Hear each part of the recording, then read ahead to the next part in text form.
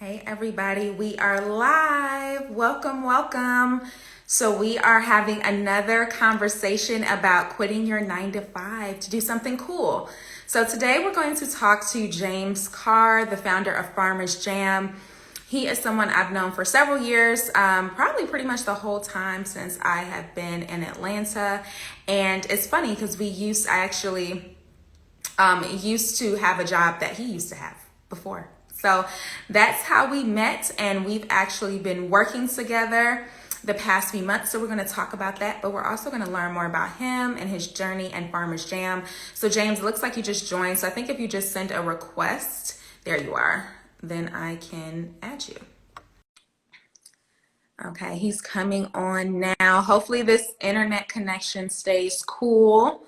Hoping, praying. Hey, Hey James, how are you? I'm good. How are you? I'm doing good. Welcome, welcome. How's your Wednesday going? It's good. I've got a lot of energy today. I'm feeling good. I'm knocking some things out. I'm actually doing some things that I'm not very good at today, which feels great. Like doing a website, Mhm. even though it doesn't feel like Yes.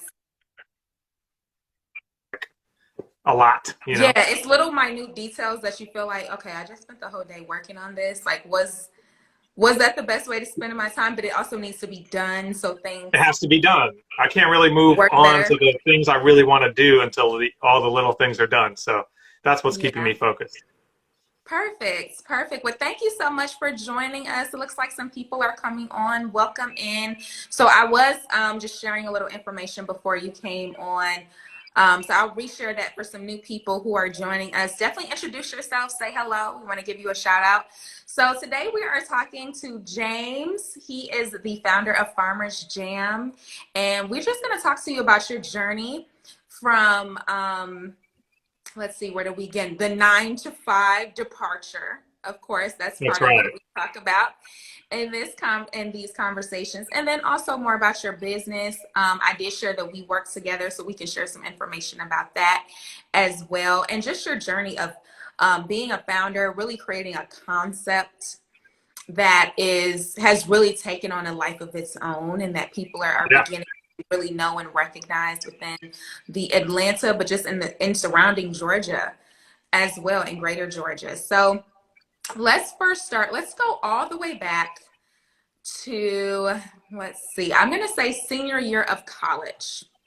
Okay. Because Oh, that's a lot of times where our trajectory, when real life, whatever the decisions we're making are starting to like create this trajectory for our life. So if we go back to you, James, at like what, 17, 18 years old in oh, it's high senior year of school, high school or senior college? Senior year of high school? senior of high school. We're gonna go Okay. Okay. before college. So All senior right. year of high school, kind of where were you and where were you thinking? Is that that's at the point where you're like, okay, I'm probably gonna go to college. Where were you thinking that your journey was going to begin? Yes. Okay. Well, first off, I saw a couple people join Hey, welcome. senior year of high school. I was on the wait list. I was to go to UGA. That's where I really wanted to go. Okay. And That's the University of I Georgia for anyone who's joining us not from Georgia. Yes, yes. And so I really wanted to be a sports journalist. So I was like the chief editor of the school newspaper, and was doing a lot of writing, was really into journalism. And so I didn't really know specifically what. I knew I was pretty good at writing, but I was also attracted to, broadcast and radio and television. And I actually got to spend a day at like a local CBS station, and it was cool. But it was when I realized I didn't want to do that. Yeah. So yeah, it was very much a time of like trying to figure out what I wanted to do. But to be honest with you, even though I'm not a journalist today, I did become a sports journalist for 5 or 6 years, and I think that focus and that goal actually really helped me through college because I had that motivation to, I joined the radio, and then I became the sports director at the radio station, and that taught me a lot about leadership and uh, about how to talk to people that I don't know and how to do research. And how to show up consistently. And I'll tell you what, the hardest thing I learned doing radio is how to fill an hour by yourself. That's Yeah. one of the hardest things I've ever done. But yeah, in high school, I really thought, senior year, I thought I had a lot of things figured out. And when I look back on it, obviously, I did not. No. So, but you did end up going to UGA, right? I did go to UGA, and I did become a sports journalist for a while. I worked for Fox Sports. I worked for Bleacher Report. I worked for the Shadow League. Was this all here in Georgia, or were you elsewhere? I was based in New York, but I was in Georgia, so I was just working remote, and that was back in like 2012, 13 maybe. Remote was pretty cool at that point. Oh yes, I'm very used to working remote. Come this year and last year, that was no new thing for me.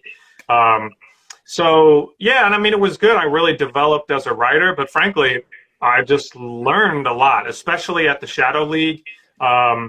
That was the Shadow League is a Black-run company, and I just really learned a lot about myself and my perspective and like the rose-colored glasses that I have and how I see the world. And it was really an eye-opening experience to just learn, just a lot of the stuff that I didn't know. And I think it also, today it's actually really relevant. We talk a lot about critical race theory, but in that job is when I learned how much I didn't know about American history, and that really pissed me off, frankly. And at this point, when you were at the Shadow League, were you still doing sports journalism at that point, or had you branched out to other types of writing? Yeah, so actually the Shadow League was my transition away from writing about sports. So I had a moment where I was working for Fox, and I was writing about a UGA athlete. I'm pretty sure it was Todd Gurley, who got suspended for signing a football or something. And just a year before, another player, AJ Green, had gotten in trouble for selling a jersey because he wanted to go on a vacation. And I was just like, this is fucking stupid. I don't want my job to be about busting a 19-year-old kid, especially within an institution like the NCAA that was predatory. And so today, obviously now, just this summer, athletes are allowed to now sell these things and sell their names. So that's not an issue anymore, which is long overdue. But it was just kind of like I was seeing the trajectory of people who are in the industry, and how did they get there was essentially by narking on 18-year-old kids. And I was just like, years I was in the locker room hanging out. We would see people out downtown. Like one of my best friends was on the basketball team. Like I was like, this is not the career choice for me. So at the Shadow League, I started writing more about politics. I started writing more about music. And yeah, it kind of began my transition away from like a very sports-centric worldview, frankly. Interesting. Very cool. Very cool. So right now we're at the part of the story where you're at the Shadow League. You kind of move away from the sports beat. You're doing some different types of stories. Now, how old are you? Or you don't say the age exactly, but like how kind of far out are you from college at this point? I'm pretty sure I was at like Fox for maybe 2 years. So I was probably 25, 26, something like that. Okay, around this time. So kind of where did you begin to transition into food?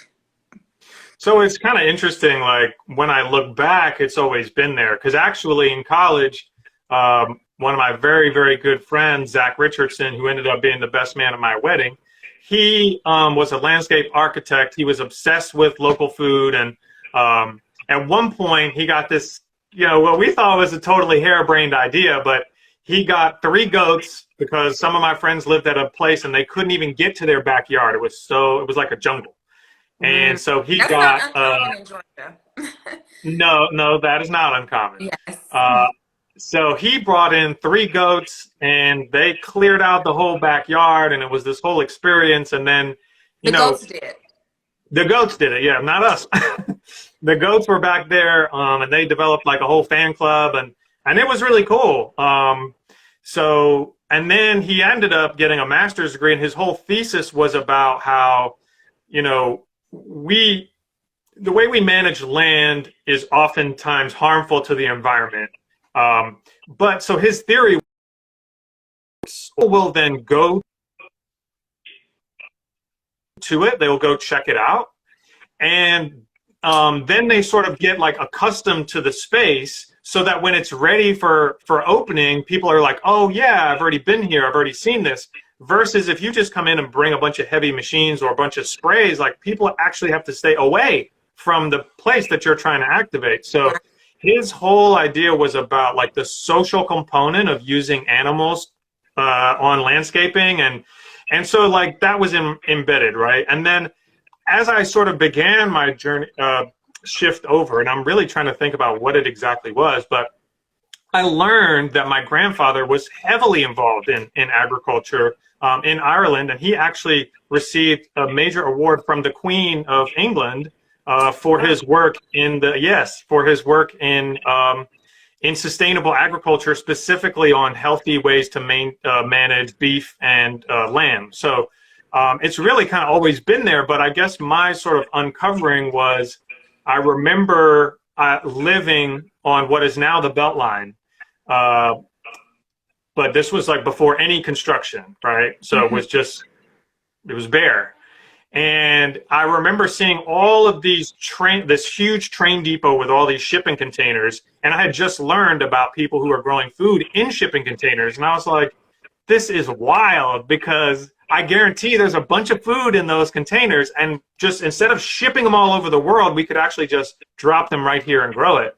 And I happened to live down the road from the old Truly Living Well site. So I walked down to check it out. And after that, it was like, oh my goodness. Where was it? Where was this location? So that was in the Old Fourth Ward, really close to Ebenezer Baptist Church, the Wheat Street Baptist Church, like in the heart of that Sweet Auburn district. And you know, that site was very, very special. I you know, trained, you know, and Jay Olu, who's now the Atlanta Urban Ag Manager, both trained at that site. So it just kind of shows you like the birthplace of a lot of leaders in local food. So shout out to Rashid Nuri and to Carol Hunter and to all of the people who helped to start that site and make Truly Living Well what it is today. Absolutely. Very cool. Okay, so you discover these shipping containers. You are near the Truly Living Well site. How does all this start to come together? And the goats. Yeah, so at that point, I was like, I would like to start writing about local food, but I had never written anything about it. So my thought was like, I can get freelance jobs writing about sports because I have a whole, you know, I have a whole catalog, right? So what I decided to do was I was going to basically write a book, and it was really like a book of essays. But I basically went to different farms and farmers, and I met with probably 30 or 40 different people, and I wrote stories about them. And that book ended up getting published, I think, in 2014. And it wound up, I crowdfunded to sell copies, and then that helped me hire a PR firm. They got the word out about what we were doing, and a copy of my book ended up at the Georgia Organics office. And a year later, I ended up getting a job as the communication coordinator at Georgia Organics. So my plan worked, really. I went out there. I met a bunch of people. I had a part-time job. I actually did get a part-time job in sports for like a few months. And then I took a part-time job at a newspaper because I needed an editor. Right. So it was like, I need somebody to look at this so, you know, it was definitely a hectic journey, but it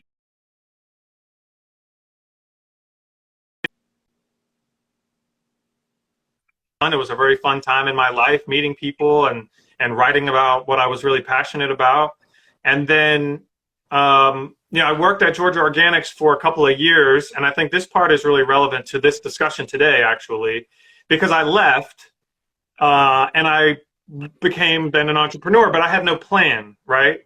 I had Hmm. no real strategy other than that I have this experience. I know how to write. I see that there are things I can help other organizations with, but I didn't know how to really approach potential clients. I didn't know anything about contracts. That was a whole loop trying to figure out my first Yeah. contract.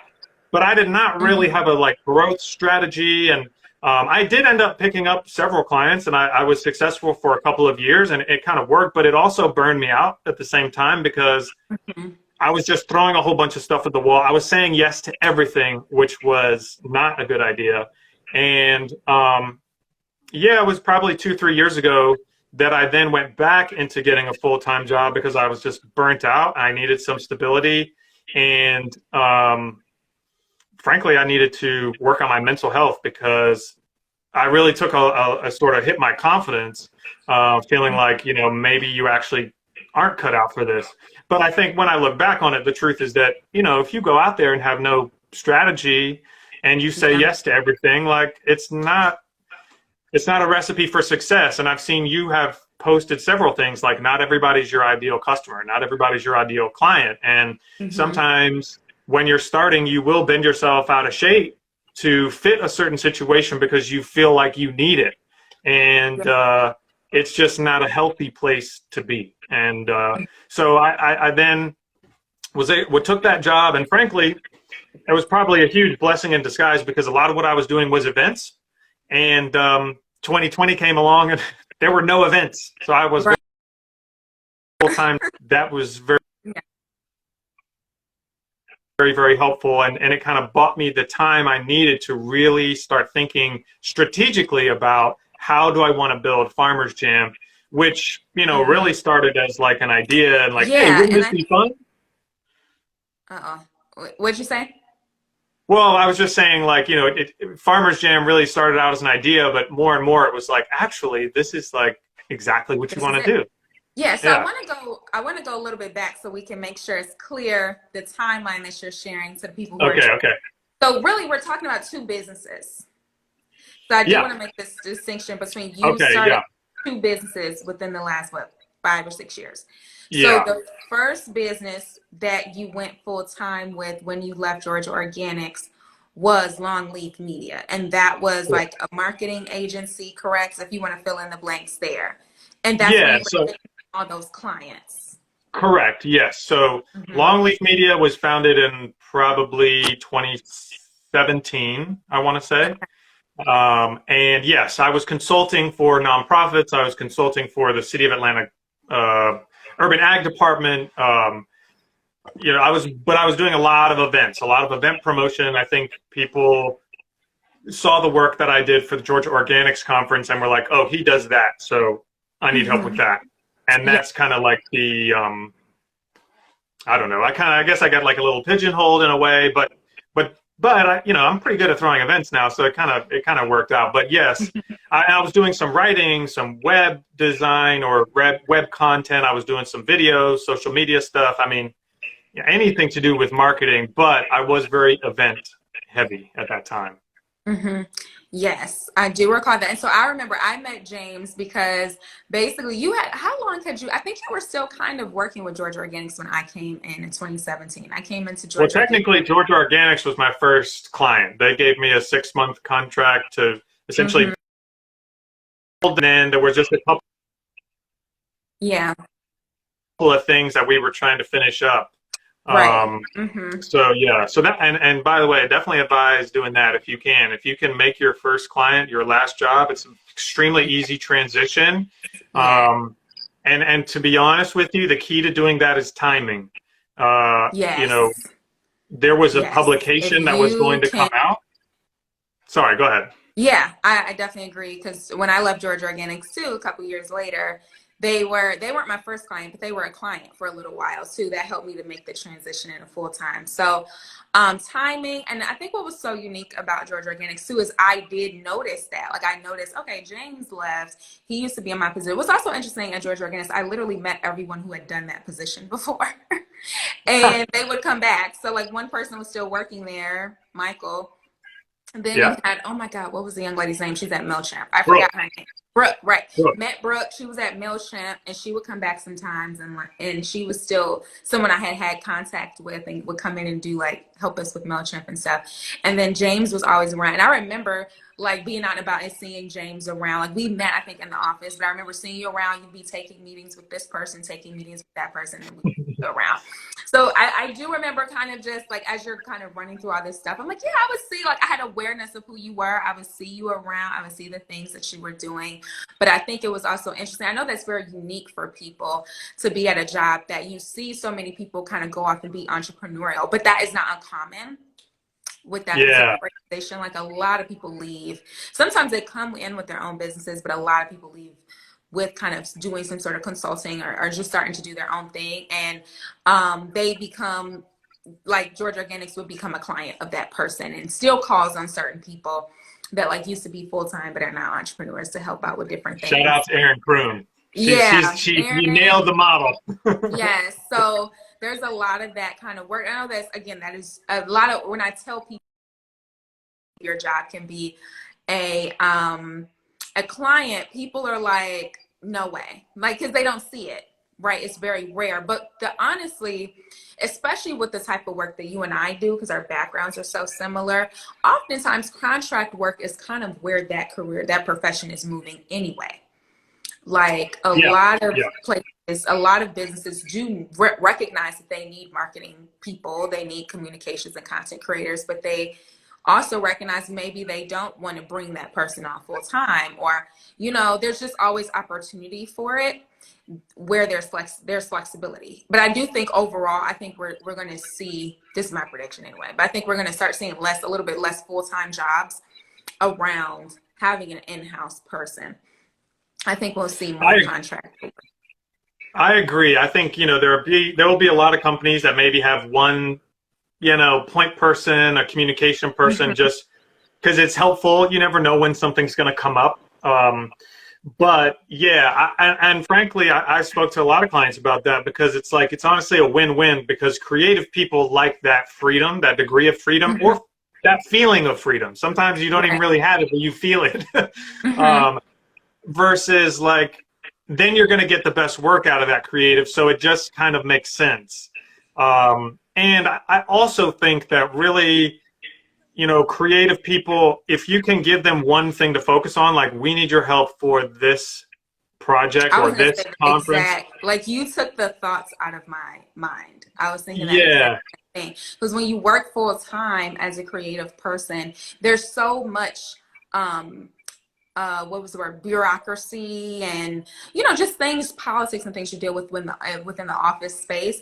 And it's like a lot of times you just want to focus on the work. I don't want to have to talk to this person, that person, and do all these other things that are required of you as a team to be like a full member of a team or a business like that. If you can just do the work, a lot of times work, fresh perspective, fresh ideas that person is able to bring to the table because they are not so integrated into the politics of the organization, So I definitely there. And that's why a lot of creatives, do choose and can grow in their income that way too. You can just not do the things you don't like. Yeah. Or I mean, and that's one way of looking at it, but the flip side is just focusing on what you do best.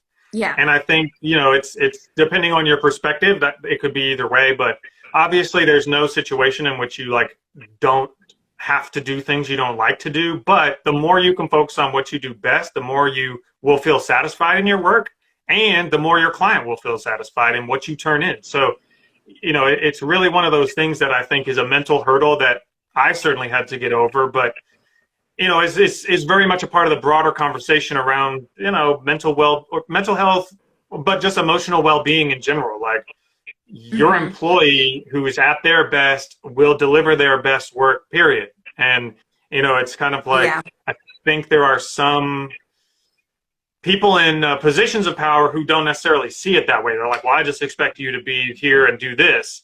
And it's kind of like, but wouldn't you actually want me at my best so that I can deliver my best work? And the problem is that what's best is different for everybody. So it's impossible to just say, well, it's got to be the same for everyone. And it's like, well, works for some people. It doesn't work for everybody. So that flexibility is just so key as a creative person. And just again, going back to like, how do you get that? A lot of it is about timing and leverage. And it's probably easier than you think if you can get the timing right. Timing and position, if it's a situation, if it's something new, because I feel like we were at an organization where it wasn't so wild of a thought, because I remember when Yeah. I was thinking about it, I was like, I think it's a very strong possibility, like this is probably going to happen. But that's common. You may have to kind of present position. So something I'll help clients do when they are trying to develop their exit strategy, we're talking about different options, is like, this is how you position it. First of all, for any organization to have to bring on a new person, it's expensive, it's time consuming, and you have to think about the workload. That's, if you just abruptly leave and there's a gap between a person coming back in, there's a workload. Either things are just going to fall apart, or other people are taking on that person's that job, which causes a lot of stress and strain on the staff. It's costly for any organization to go through an onboarding, a hiring process to bring in people, but then also the onboarding process to bring in someone new. So any way you can position yourself to say, hey, I can help ease that by at least working part-time, or I can help ease that by maybe offering to train my replacement for a Yes. couple Yes. weeks. If there's anything you can position, I'll put something together to help do it, but you command it at a cost. It's hard to transition your mind, and when you're Yes. been in a place so long, to recognize how valuable you truly are to that organization, how inconvenient it is for them once you go. It's hard to know because you feel like it doesn't matter. Right. So it's hard to Yes. know what to even offer to negotiate something like that. I agree with you. And I think to your point, if you go to make the move, you will probably be surprised at like the sense of relief that the manager or whoever will feel like, oh, good, I'm not going to have to pick up on all this slack now that you're gone. You can still deal with it. That's fine. Um, and I've executed that move twice now because on Yeah. this latter time around, which, is when I started working with you, I did the same thing with the full-time organization. It was like, I knew that they had to hire 3 people before I turned in my time. So it was like, they're not going to want to bring on 4 new people, especially who are involved with the organization for so long. I had a lot of organizational knowledge that was helpful. So, it's just one of those things that they were very like, oh, yes, thank you. I'm so appreciative Mm-hmm. that you will be willing to stay on for a few more months until we have the brain space to try to bring someone else on, because the hiring process is weeks, months long, and Yeah. and also it's a lot of work for whoever has to do it. I mean, someone's got to read all those resumes, someone's got to interview all those people, and when they're doing that, they're not doing their actual job, right? So Mm-hmm. it's a difficult process to hire, and I'm certainly not at this scale where I've done a lot of hiring. Mm-hmm. I've hired contractors, but you know And I've that's read a really hard. lot from people who build businesses that like getting hiring right is probably the most important thing you Yeah. can do. And so it's a process that has to be done correctly. And if you do it correctly, it's going to have to require time and effort and building relationships. And, again, all of that is not doing the actual job you're supposed to do. Mm-hmm. That's just something extra, not even, like, to your point, not a part of the regular things that must take place for this organization to run. So yeah, I think really leaning into that and recognizing that is important. And as a creative, you have that leverage again, because I do think that is a space where you do see more freelance. Like, a lot of people are marketing and communications creatives and they freelance. It's just like even if they work full time, they can pick up a project. Like, somebody's always needing, can somebody do my social media? Can somebody help me with Yeah. this? Somebody help me with Yes. that? Like, we all need content. We all need people to help us with that. So yes. So I hope that was helpful for people who are doing their job exit strategy right now, or are entertaining these kind of thoughts, to be thinking about what some of the different options are. So at this point, let's go back to the story. We're back in the timeline here. Yes. So you have left Georgia Organics now. You're operating Longleaf Media full time. Where does Farmers Jam begin to emerge? So he was born at Georgia Organics. Tanisio Sayanima, who was the Farmer Farmer Services Farmer Manager, Coordinator, something, Farmer Services. titles, but yeah, Farmer Services. We were talking about the Georgia Organics Conference, and we were just talking about like, oh, does this person play music? And by the way, he's a DJ, so he's a musician, and it was kind of like we were just like putting together like how many farmers play music. Wouldn't it be so cool if we got a group of farmers to play at the conference? And we couldn't pull it off, but the seed was planted, right? So in 2018, November 2018, we held our first Farmers Jam event, and it was literally just like a group of 7, 8 farmers or people who work in farmers markets. We had Georgia Slim out there from FTP Farms. We had Brent Hall from Free Will Farm. We had Stephanie Simmons from Love is Love Farm. We had Robbie Astro from Arabia Mountain, Daniel Mobley, who was at CFM and now is at Time to Party. We had Jenna Mobley, she's everywhere. Yeah. And they had never played together before and literally just got on stage and jammed out. I mean, honestly, that show was such a mess. Like, I didn't even have the awareness to be like, yeah, you guys need to bring your instruments. Like, someone showed up without a guitar. We had to borrow a guitar. Like, it was a mess, Yeah. but it was like to witness this group of farmers who had never played together before, like jamming out, and they were killing it. It was just like, oh my God, this is even like 10 times better than I thought. Yeah. And we had my friend Lynn Deardoff, who started the Learning Kitchen. She was like, I love this idea. I'm going to bring some of my jam and we'll sell it and we'll raise money to plant fruit trees. We did a raffle. We did a whole bunch of fun stuff. And yeah, we raised money and planted the trees. And it was kind of like we had this moment after the show where it was like, you have to do. And Right. Yeah. honestly, that spirit is what has propelled Farmers Jam to what it is today. Like the fact that, I mean, even last night we had a band practice and I was like, man, I'm kind of tired. It started raining again. And I was just like, I could really do with just like hanging out at home. But I get to practice and it's like, it's just that same feeling. Like when the groove is going, it's just kind of like, this is Like, tight. Like, I feel good. Yeah. I feel great. And it's just like, they sound like professional musicians. You look around like they've been farming all day. They've been farming all day, and now they're here just jamming out. They're getting, we practiced every week for the last month. They're starting to get really sharp. And so I'm very excited about our next show, which is going to be in September. It's going to be an outdoor event. Going to be a lot of fun. And yeah, July was amazing. So I'm looking forward to September. So fun. Yeah, well, I think it was late June. June. Why did yeah, it was late June. It was close. It was the very end of June. I think it was actually June 24th. Why does it feel like it was just not that long ago, like a few weeks ago? But I guess I know. Honestly, the last few weeks have flown by for me as well. So I feel you. But anyway, so that was what November 2018. So then after that, 2019, we did like 4 or 5 shows. We did a huge one with Foodwell Alliance, and that was really cool. That was where I first realized the power that Farmers Jam could have to tell a story. And that's when like ideas really started coming for me because I'm a natural storyteller.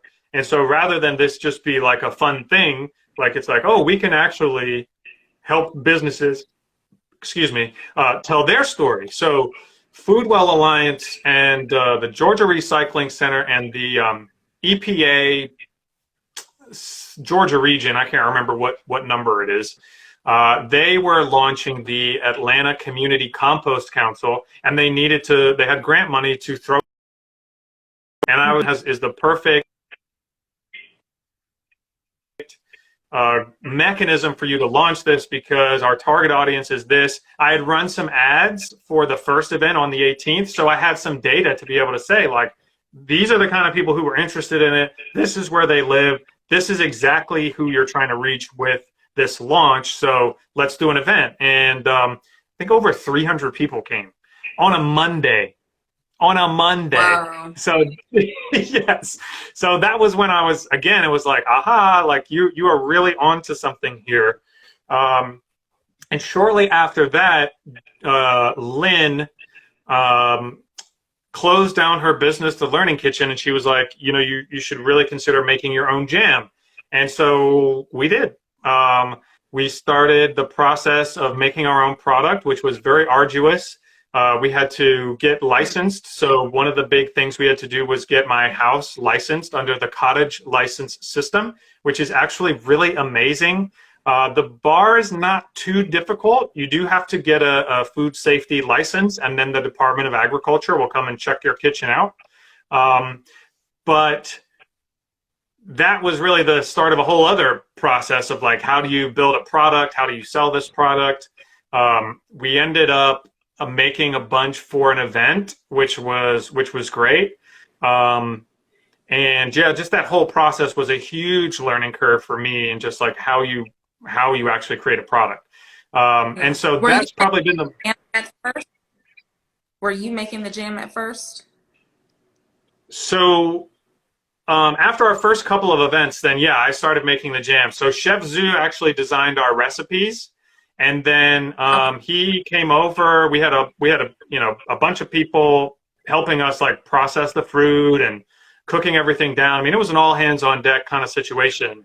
Um, and through doing that, I realized the limitations of just a stovetop. That means that I can't put on multiple things at the same time because the pots are too big. And so then we had to get what did we get? We got a propane tank and a burner. And so then we were starting, it was crazy and it was fun, but it was like very inefficient. Mm-hmm. And so then last year I was able to find a co-packer, which is essentially someone who makes it for you. They were in a commercial kitchen. They had much better equipment than I did, and they were able to do like 300 jars in a few hours, whereas like with 10 people at my house for like 12 hours straight, we managed to do like 150 or something. I mean, it was it's a fun memory to look at now, but it was like exhausting and tiring and hot and Yeah. not something I want to do again. Right. I got you. I got you. Yeah. Okay. So at this point now, where did the name Farmers Jam come from? Was that just like the idea of having the farmers come together and jam out? And Yeah, then you had someone come and say, okay, I will bring my jam. So you have jam and a jam fest, right? Music event happening. So where exactly. did this kind of come together where you recognize, okay, this needs to be its own entity. It exists separate from anything else that I'm working on at this point. And like, what did you understand it to be at that time versus So where like, definitely when, what you understand it to def- be now, kind of comparing. so I mean, the whole 2019 was basically built off of the energy from the show in 2018, which is like, if this is fun, I will keep doing it. And everything we did was fun. I mean, as I say, when I look back on the jam, I'm like, man, that was crazy. But there was still a lot of fun moments, and it was fun to just have a bunch of people who cared about this come together, right? So the energy was always good, and that's just sort of how I looked at it. But once we started getting into making our own product, I was like, yeah, this has not, you know, being able to get the right type of insurance for my product. It's kind of like you have to have everything in line. So it would have been weird for me to be like, well, I have a media consulting company and now I'm creating this jam product, so I need insurance for that. I think they would have just been like, what are you talking about? so Mm-hmm. so then at that point I was thinking, okay, Farmer's Jam is going to be a business where it has a cool story, and I'm going to try to get as many jars of jam sold as I can. And I just started doing farmers market. Well, the farmers markets was more in 2020 because I couldn't do events. Um, Mm-hmm. but in going through that, it was kind of like I had to sell thousands and thousands of jars of jam to start really making a profit. And that's really difficult. At a farmer's market, I'd be lucky to sell 20 jars. And that's 4 hours worth of work well, it's more than that because you got to get there early and set up, and then you got to break down on a Saturday morning after working a full week, right? So it's like I'm exhausted and I'm barely making any money. I'm still selling product, which is cool. I got some fans of people who would come to see me every week. That was great, but in terms of like the ROI, no. So that was like, all of that kind of was like, well, let's think about where Farmers Jam has been and what we've done. And going back to that moment with the Food Well Alliance and the EPA and the Compost Council, it was like, actually, I think your biggest asset is that you can help a brand tell a story with what you're doing, and you can create a custom product with it. So just as an example this week, and if we were having our regular coaching session this week, I'd already told you this. Yeah. But I've had a great meeting with Mercedes-Benz Stadium. They have a whole bunch of fruit trees, and they're interested in trying to tell their story of how they take their fruit and donate it to food pantries. And I was like, we could create a custom fig jam with all these fig trees here that could have a custom story of what you're doing through a product, something that people can taste, they can give to their friends, they can use.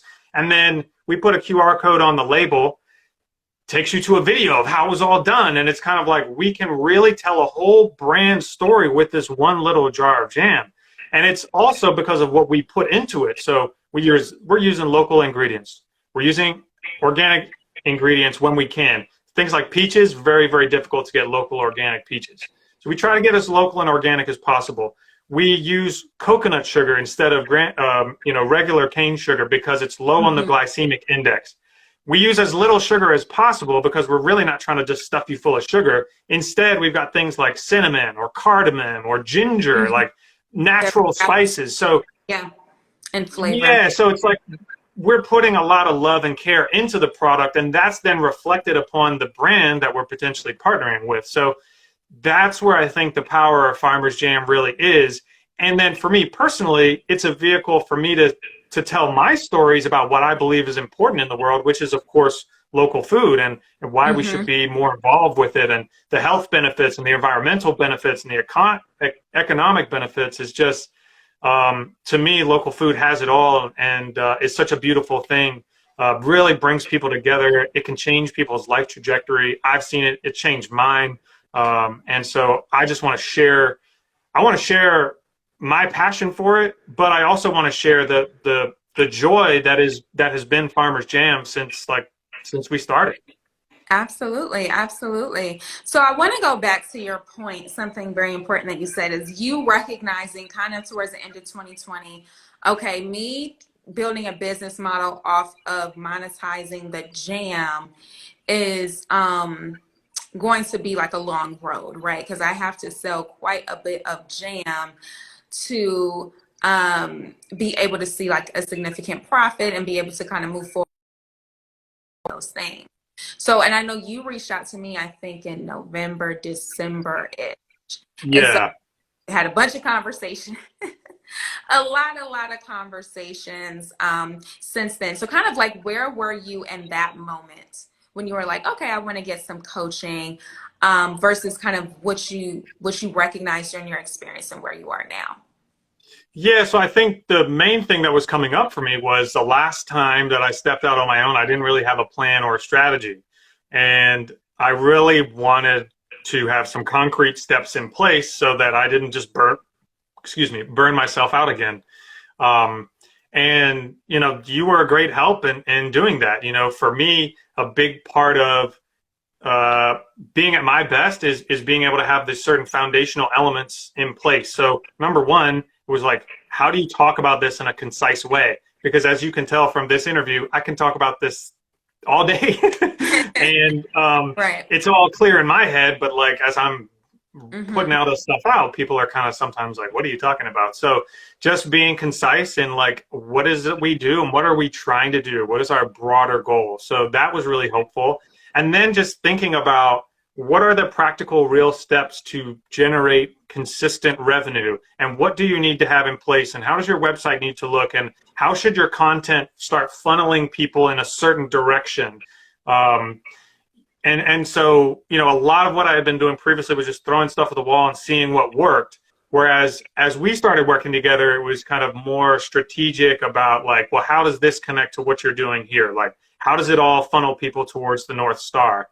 And I'll tell you the other thing, just on a more basic level, was the accountability. I mean, there would just be times when it was like, I can't get on the phone with Angel tomorrow and not have this done. Yeah. And, it's like sometimes it's easy to let yourself off the hook, especially when you're working full time, which I still had that full time job going into 2021. So, I still have health insurance, like, but it's like, your dream will just go away. Like, you have to chase it. So easy. And to your point, one thing I like so much about your story and what you've been sharing is like a spark of something happens, you go with it. It's not that you're trying to build a business right away, right? You just go with it. Let's play with this and let's make this happen.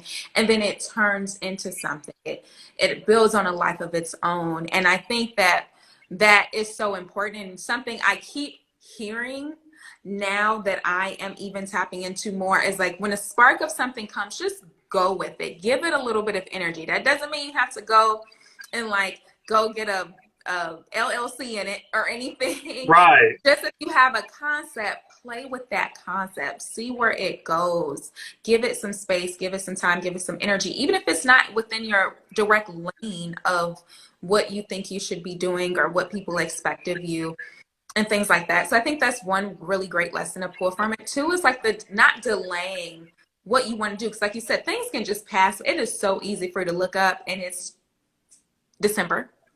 Yeah. It's so easy to look up and let it be December. And I think for so many people, because I work with folks who want to transition out of those 9 to 5s, they come home from work and yes, you are tired. Like, you can relate to that. I can relate to that when you're working on something and you're also like, have a full-time commitment. Yes, you're tired. You're borrowing time. You're waking up early. You're going to sleep late, or vice versa. You're taking up the weekends. Like, it's sacrifices that you are making. And it's easy to be like, yo, I don't really need this because I have something else that's providing income. Yes. So it's very easy to let that time go. So to have that, I appreciate you saying like that accountability of knowing, okay, we're going to meet. And if I don't have this done, then what are we going to talk about? Right. And then it's just like, then I'm wasting my time,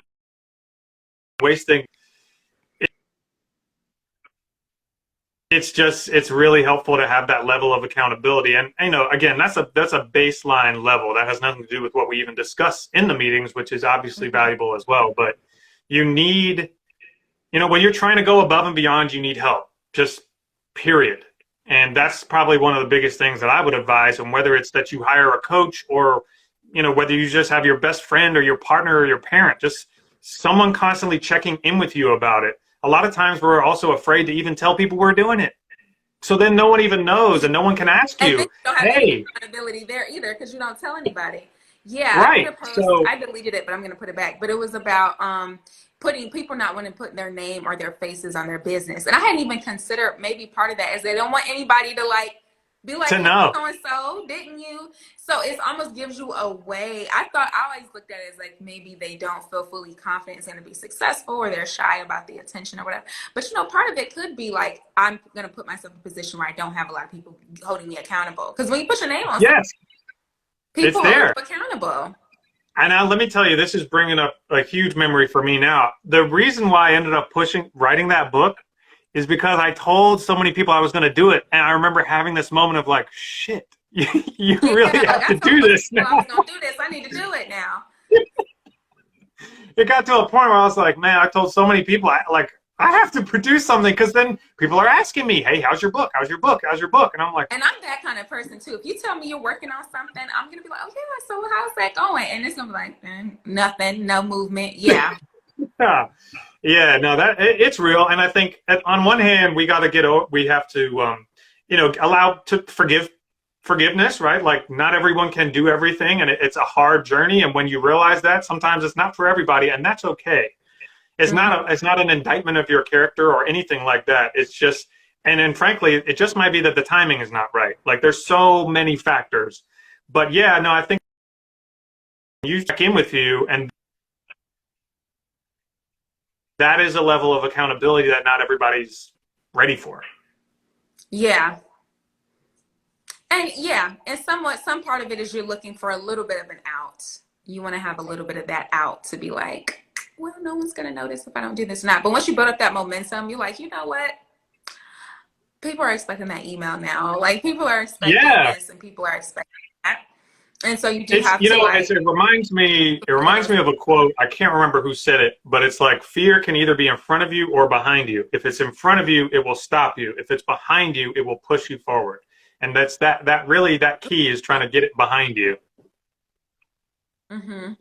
Yeah. So with you, as far as your journey, like the past, from December until now, because I think that is where there's been some transition and a lot of growth and kind of your this concept of what Farmers Jam is.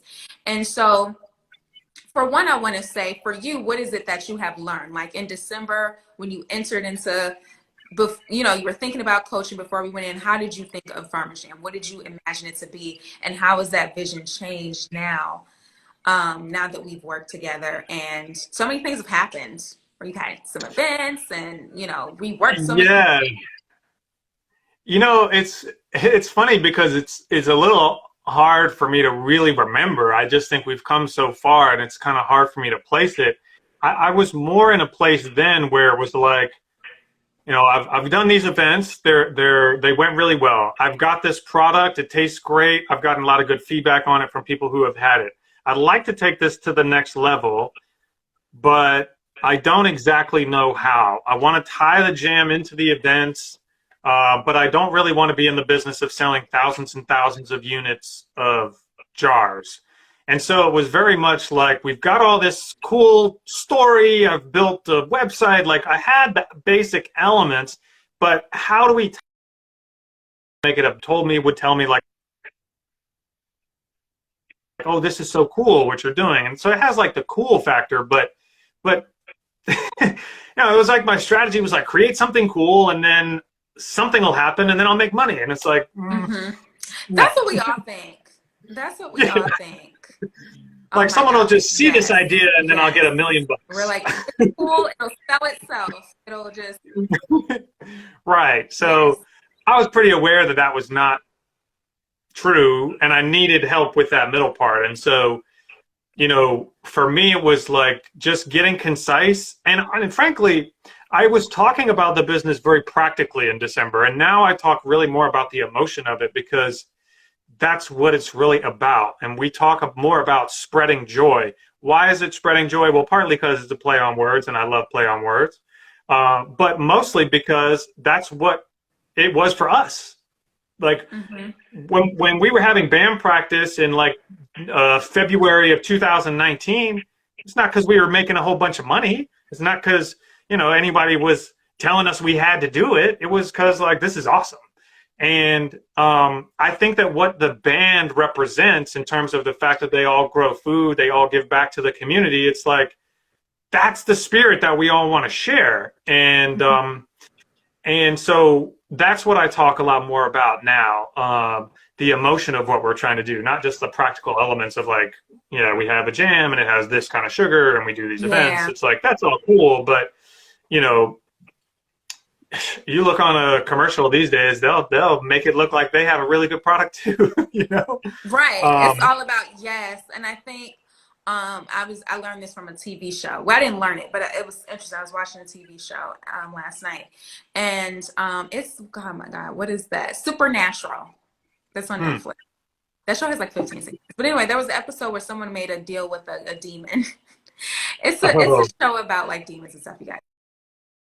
Person made a deal with a demon to be like the best musician ever that ever played. But they had not thought about, he was like, I did not think about just because I'm the best musician doesn't mean I'm going to have money, doesn't mean I'm going to have love. And so he was like, you know, regretting like he was young and he didn't understand certain things. So it's like, yeah, he's the best musician, but like, okay, he was like, I'm poor, I don't have love, I'm lonely, like my life isn't that great. And so I hadn't even thought about those other practical things. He's like, I should Yeah. have asked to be famous, you know. Other people were smarter. They had like a better ask, you know. Well, I think a perfect So example of yeah, that I was like, that is is, so true. yeah, no, it really is. Like without an actual plan of how you're going to get from point A to point B, you probably won't. And that's the most difficult thing. But so just as a quick aside, I went to see the Van Gogh exhibit recently, which I highly recommend. But he's Yes. exactly Okay, what now you're I'm talking about. He's exactly what nobody knew who he was really when he was alive. It was only long after he was dead that it was like, oh my gosh, this person's amazing. He's one of the mm-hmm, most talented artists of all time. Didn't even get any credit during his time. In fact, was so depressed he ended up killing himself. mm-hmm. So it's and maybe that's a bit different. Like if he had a business plan, he'd have been fine. Like, okay, let me back up from that. But I'm just saying talent is not, it's one ingredient, and people oftentimes think it's the most important ingredient, but it's usually not. It's just one. If you don't have the talent, excuse me, if you don't have the strategy, if you don't have a plan, and frankly if you don't have empathy for your customers, you really Mm-hmm. won't get anywhere, because you have to realize that if you're not using your talent to serve others, then people really don't care about it, because it just sort of Yeah. looks like, hey, I'm doing all this cool shit over here. Come look at me. And people are like, I mean, Mm-hmm. okay. It is hard to get people's attention. Like, I No, think especially today. it taught me that too. I'm like, it is not easy. You really have to connect with people authentically because, Yeah. especially now on social media, we are constantly bombarded with all types. We will immediately, we might see something and say, that's cool, and never think about it because there's no connection to it. And a lot of us want to be like, hey, that's cool, as opposed to like, hey, what's the connection? What's the relationship? And something we talked a lot about is investment, like getting people to feel invested and connected. And how do you Yes. and doing that strategically, like that's a big part of it as well. So I know we're a little bit over too, so I don't want us to run up your afternoon too much, but you have shared so much amazing jewels and information with us, and you've had a couple of businesses too, so you have some experience under your belt, and you know the struggle that some people who are watching this who may want to transition out of 9 to 5 and are kind of figuring out what that looks like.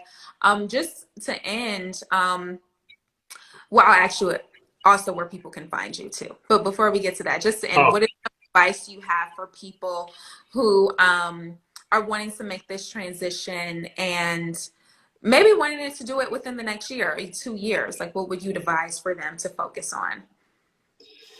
I would just say there are, you have to get certain basic elements of your business done. You really need to just at least figure out the basic elements. And if you're working at a job that you think you can turn into a client, that's a good idea. And it's probably easier than you think, depending on your situation. I mean, every situation is different, but I would just say that, like, there's a very much like go for it attitude, but if you go for it in the way that I did the first time, you'll just burn out. And, I failed the first time. I have no shame in admitting that, but I learned so much that it set me up for success this time. So the main thing is to develop a plan. And I would say, as much as you may be in a rush to get out of where you're at, you'll just end up back there if you don't prepare correctly. Hmm. So be smart, take your time, but you have to move forward. If you don't move forward, you'll be stuck. And if you move too fast, you may end. It's have to just trust the process. And I will say, as an entrepreneur, it's a boom bust kind of process. There may be some meetings you have and you get like 3 or 4 clients. You're like, oh my God, this is great. And then there may be, you may lose a contract, and then some client may be a pain in the butt and ask for like 10 times more than what they wanted. I mean, Hmm. it's hard. You're going to learn a lot, but um, if you can have the basic building blocks, then you can do it. Just make sure you have those before you jump. Yes, I love that advice. And I think something you just touched on that I'm learning, because I can't say I've mastered it. I've grown with it, but like almost separating your emotions from it a little bit to where, like you said, there's going to be ups and downs. There's going to be fluctuations where something seems really great and something falls through, or somebody, a big part of business for most people is going to be selling. Like we didn't even get into all that conversation. We'll I probably bring know, on I know. you for a part two to talk about sales. Woo! Because that's a doozy. That right there gets me. Yeah, Sales no, is just like, oh man, that aspect. But being able to separate that and under like thinking about what can I learn? Any failure is something you can learn from of how to do better or how to do differently. There's always, you're constantly bombarded with information by the way things are flowing, whether it's going in the direction you want it to or not. So I love that advice. And where can people find you and keep up with you, keep up with Farmers Jam? What's coming up for Yes. you? So you can Farmers Jam ATL is our social handle. That's on Instagram is probably the best place to find us. Our web domain is thefarmersjam.com. If you go there right now, it's going to take you to our old web page. I am hoping to launch our new web page actually this week. I was just tweaking it before we got on today, starting to feel really good about it. So thefarmersjam.com is our website, Farmers Jam ATL. You can become a member at joinjamfam.com. If you join, you're going to get discounts. Our event. We have exclusive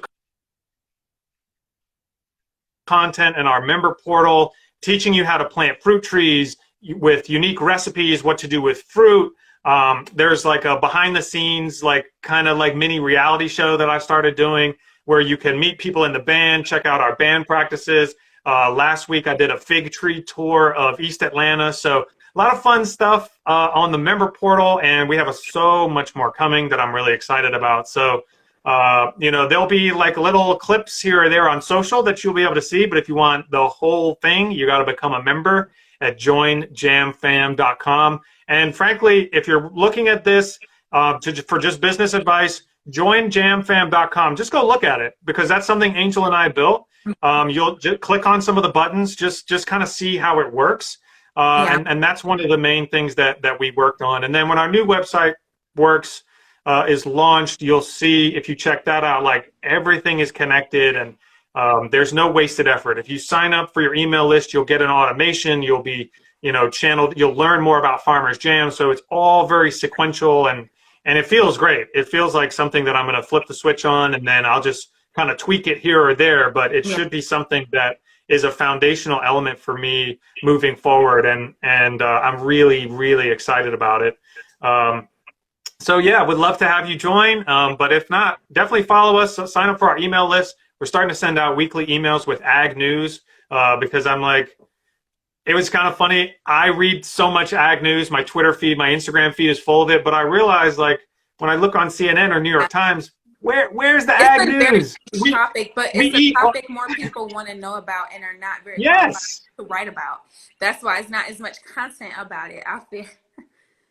I think you're right, but mostly it's like we all eat, right? Farming's so important, and yet we know nothing about it. So I'm really excited to be starting to break down some of this complex ag news and really sharing it with people and making it more accessible. Awesome. I love that. Well, thank you so much, James, for joining us.